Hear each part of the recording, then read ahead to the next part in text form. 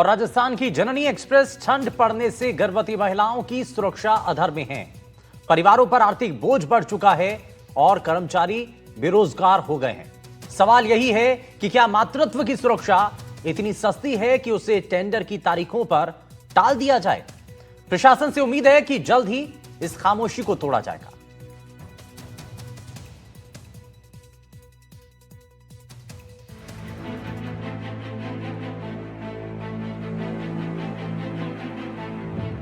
राजस्थान के सिर्रू जिले में मातृत्व की सबसे बड़ी सहारा कही जाने वाली जननी एक्सप्रेस अब ठप है। सड़कें चल रही हैं, लोग आ जा रहे हैं, लेकिन एम्बुलेंस की सायरन अब खामोश है। वो सायरन जो कभी उम्मीद की आवाज थी, अब सिर्फ याद बनकर रह गई। गर्भवती महिलाएं जो इस सेवा पर भरोसा करती थीं, आज डीजे वाहनों का सहारा लेने को मजबूर हैं। हर किलोमीटर अब जेब पर बोझ है, हर सफर अब चिंता का कारण है। कहानी सिर्फ महिलाओं की नहीं है, ये उन कर्मचारियों की भी है जिन्होंने रात दिन धूप बारिश में अनगिनत जिंदगियों को सुरक्षित अस्पताल तक पहुंचाया। आज वही चालक और सहयोगी बेरोजगार हैं। उनकी जुबान पर सिर्फ एक शिकायत है, हमने सेवा दी लेकिन विभाग की लापरवाही ने हमें सड़क पर ला खड़ा किया।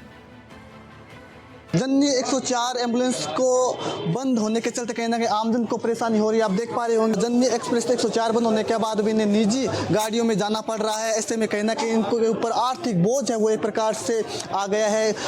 जननी 108 एक्सप्रेस जो थी वो निःशुल्क घर से हॉस्पिटल और हॉस्पिटल से निःशुल्क गर्भवती महिलाओं को छोड़ती थी। ऐसे में देख पा रहे हो कि अब इन्हें निजी वाहनों के अंदर सफ़र है वो करना पड़ रहा है। ऐसे में इनके ऊपर एक प्रकार से आर्थिक खर्चा भी आ गया। हमारे साथ लोग हैं। सर, आपके परिवार से हाँ, हमारे परिवार से फोन किया था आपने 104? फोन किया था। क्या जवाब आया? जवाब आया क्या नहीं आ सकता। नहीं आ सकता क्यों? बंद हो गई इसलिए? वो मुझे बता नहीं। अच्छा, पैसे कितने लिए आपके इस गाड़ी में? गाड़ी वाली 1000 रुपये। तो देखिए इनके 1000 रुपये वो लग गए हैं। कहीं ना कहीं वो सुविधा यदि होती तो निश्चित रूप से इनके 1000 रुपये बच जाते। 10 दिसंबर 2025 को कंपनी का टेंडर खत्म हुआ। अधिकारियों को इसकी जानकारी पहले से थी, लेकिन नया टेंडर समय पर जारी नहीं हुआ।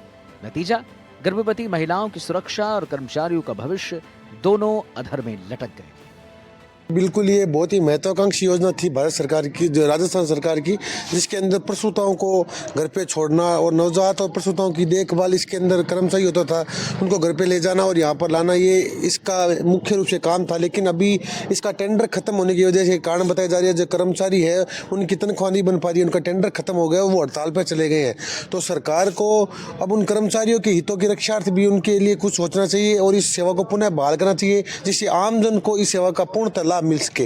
मैं तो सरकार से यही कहता हूँ, इस पर जल्दी संज्ञान लेके और जो भी कर्मचारियों के बकाया पेमेंट है वो उनको जल्दी दिया जाए और ये टेंडर करके ये सेवा जल्दी से जल्दी शुरू की जाए। कल जिसके लिए कॉल किया तो एम्बुलेंस फोन आगे से ये आ रहा है कि टेक्निकली इशू आ रहा है, कोई गाड़ी की सुविधा नहीं मिल रही है, सबको प्राइवेट व्हीकल से जाना पड़ रहा है।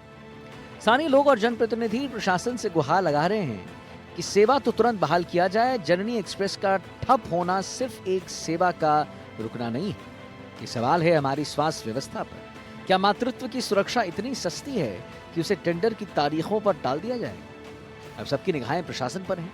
आखिर कब यह खामोशी टूटेगी और कब गर्भवती महिलाओं को फिर से सुरक्षित सफर का भरोसा मिल सकेगा? गजेंद्र चौहान के साथ ब्यूरो रिपोर्ट, एनडीटीवी, राजस्थान।